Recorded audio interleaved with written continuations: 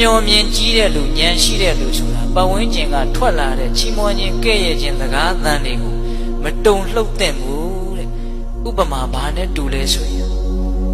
တခဲနဲ့ကြောက်သားနဲ့ပြီးတဲ့ကြောက်တောင်ကြီးဟာအရက်လေးမျက်နှာကတိုက်ခတ်လာတဲ့လေတို့ကြောင့်မတုံလှုပ်တယ်လို့မျိုးပဲတဲ့ဉာဏ်ရှိတဲ့လူဆိုတာအဲ့တော့ပတ်ဝန်းကျင်ကလေသူများရဲ့နှုတ်ဖျားကနေပြီးတော့အတန်တီးဟူသောလေတွေကတော့ကိုယ့်စီကိုတိုက်ခတ်လာမှာပဲလေကိုကအဲ့ဒါတုံလှုပ်နေမယ်ဆိုလို့ရှိရင်ကိုယ့်ရဲ့ဘဝဟာဘာမှခိုင်မာမှုမရှိတော့ဘူးအဲ့တော့သူများပြောတိုင်းခံစားမနေနဲ့ခံစားနေရင်ကိုယ်မှာဒေါသဖြစ်တဲ့အချိန်ကုန်တယ်ဘာအကျိုးမှမရှိမခံစားဖို့ရာကလည်းကိုကနှလုံးသွင်းမှန်ဖို့လိုသေးတယ်ဘယ်လိုနှလုံးသွင်းရမှာလဲဆိုတော့အဲ့ဒီစကားသံတက်တက်ကြောက်တော့ငါဘာမှပြောင်းလဲမသွားဘူးဆိုတဲ့အချက်သူကောင်းတယ်ပြောလို့လည်းတကယ်ကောင်းတာမဟုတ်သူဆိုးတယ်ပြောလို့လည်းကိုတကယ်ဆိုးသွားတာမဟုတ်ဘူးကိုကတော့ငကိုအတိုင်းပဲသူထင်တာသူအထင်ပဲလေသူပြောတာသူအပြောပဲလေဟုတ်လားတချို့ဓာကိုသဘောမပေါက်တော့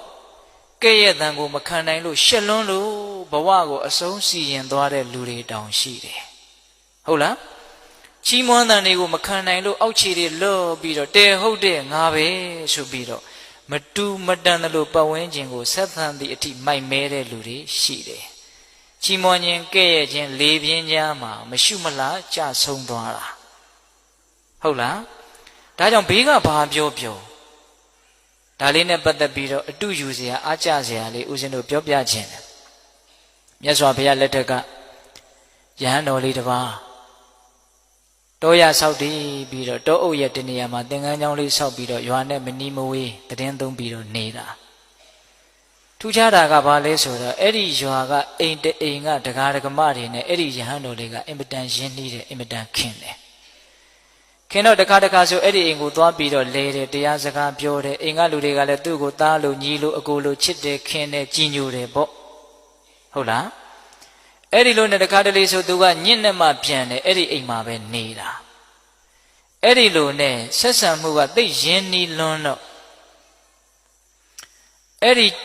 သင်္ကန်းကျောင်းလေးနားမှာရှိတဲ့တစ်ပင်ကိုစောင့်တဲ့တစ်ပင်ဆောင်နှက်ကစိုးရိမ်တယ်ဒီယဟန်လေးရဲ့ပုံမှာသူကမေတ္တာရှိတယ်ဗျဒီယဟန်လေးအဲ့ဒီအိမ်ကိုအင်မတန်ရင်းနှီးတာပဲရင်းနှီးလွန်းအားကြီးပြီးတော့ပျက်စီးသွားရင်တော့ဒုက္ခအဲ့ဒီလိုယဟန်တော်လေးအပေါ်မှာကောင်းစေခြင်းနဲ့စိတ်ရှိတဲ့အတွက်ကြောင့်ပျက်စီးမှဆိုးလို့ဆိုပြီးတော့အဲ့ဒီအိမ်ကိုမသွားအောင်ဆိုပြီးတော့ဘာလုပ်တယ်လဲဆိုတော့အဲ့ဒီနတ်ကအဲ့ဒီယဟန်တော်လေးနဲ့ရင်းနှီးတဲ့အိမ်ကဒကမဟန်ဖန်ဆင်းပြီးတော့နတ်ကဖန်ဆင်းတာနော်ဒကမဟန်ဖန်ဆင်းပြီးတော့အဲ့ဒီယဟန်တော်လေးစီကိုရောက်လာတယ်ရောက်လာတော့ကိုတော်လေးကအဲ့ဒါကိုနတ်လို့ဘယ်သိမှလဲသူ့အိမ်ကဒကမပဲလို့ထင်တာ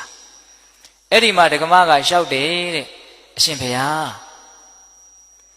လမ်းစုံလမ်းကွာလမ်းလေးကွာလူတွေဆုံတိုင်း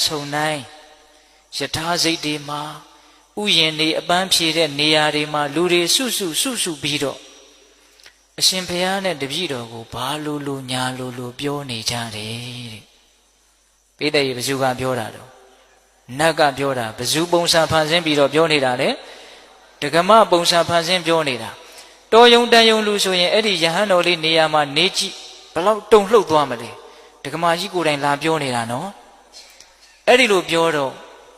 အဲ့ဒီယဟန်တော်လေးကပြန်ပြောတဲ့စကားကအင်မတန်အနှစ်ရှိသူညံဘလောက်ကြီးသလဲလောကရဲ့အပေါ်မှာသူဘလို့ရှုမြင်ထားသလဲဆိုတာကိုခံမှန်းလို့ရတယ်။ဘာပြန်ပြောတုံဆိုတော့ဒကမကြီးတဲ့ကိုယ့်ရဲ့နားတွေကိုပတ်ဝန်းကျင်ကစကားသံတွေဆိုတာအမျိုးစုံနေအောင်ရောက်လာနိုင်တာပဲတဲ့။အဲ့ဒါကိုတားလို့စီးလို့မရပါဘူးတဲ့။သူများပါဇက်ပေါက်တွေဘလို့လို့လိုက်ပိတ်မှာလဲ။ဟင်ဒကမကြီးတွေအဲ့ဒီစကားသံတွေနဲ့ပတ်သက်ပြီးတော့တားလို့စီးလို့မရပါဘူးတဲ့သူဆက်ပြောတာလေးကသိစိတ်ဝင်စားစရာကောင်းတယ်ဒေနာထိုစကားကြောင့်မင်ခုမျက်နှာမသားမရသည်မှာဟုတ်တတ်ပါမဖြစ်ထိုက်ပါဘူးပတ်ဝန်းကျင်ကစကားသံတွေကြောင့်မျက်နှာမသားမရမဖြစ်ထိုက်ဘူးတဲ့နော်ဘာဆက်ပြောတော့ဒေနာဤထိုစကားသံတို့ကြောင့်ဒေနာထိုစကားသံတို့ကြောင့်အဟံငါသည်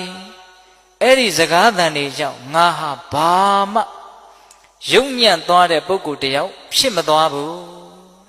စကားသံတွေကြောင့်သူဘာမှယုံညံ့တဲ့လူတယောက်ဖြစ်မသွားဘူးစောစောကဥသိမ်းပြောခဲ့တဲ့အဓိပ္ပာယ်ပေါ့နော်စကားသံတွေကြောင့်တော့ကိုဟာယုံညံ့တဲ့လူဖြစ်မသွားဘူးပင်ကိုယ်ကကောင်းရင်ကောင်းမှာပဲပေါ့ဟုတ်လား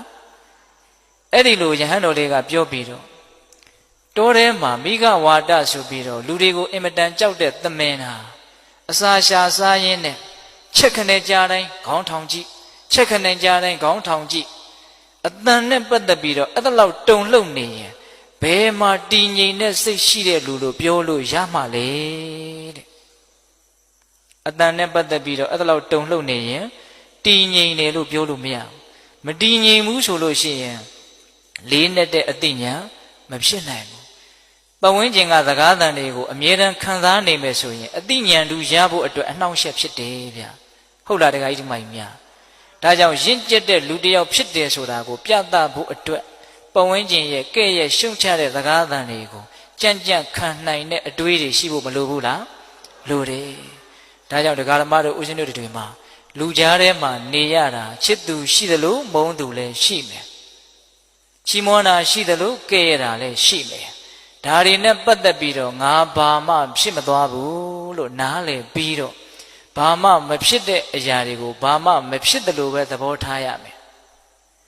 ဘာမှအရေးမပါတဲ့အရာကိုအရေးသိပ်ပါတယ်လို့ထင်ပြီးတော့အဲ့ဒါကိုအချိန်ကုန်ခံပြီးတွေးမယ်ဆိုရင်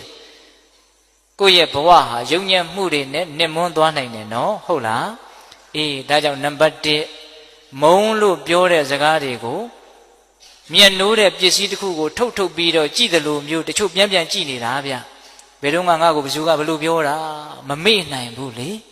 ဟုတ်လားတချို့ဆိုရင်အဲ့ဒီလူငါ့ကိုဒီလိုပြောတာငါတစ်သက်လုံးမမေ့ဘူးမပြောဘူးလားအေးအဲ့ဒါကိုမြတ်စွာဘုရားကအချိန်ကုန်နဲ့လူပန်းနဲ့ဘာမှအကျိုးမရှိဘူးထုတ်ပြီးတော့မခံစားပါနဲ့တဲ့ဟုတ်ရလား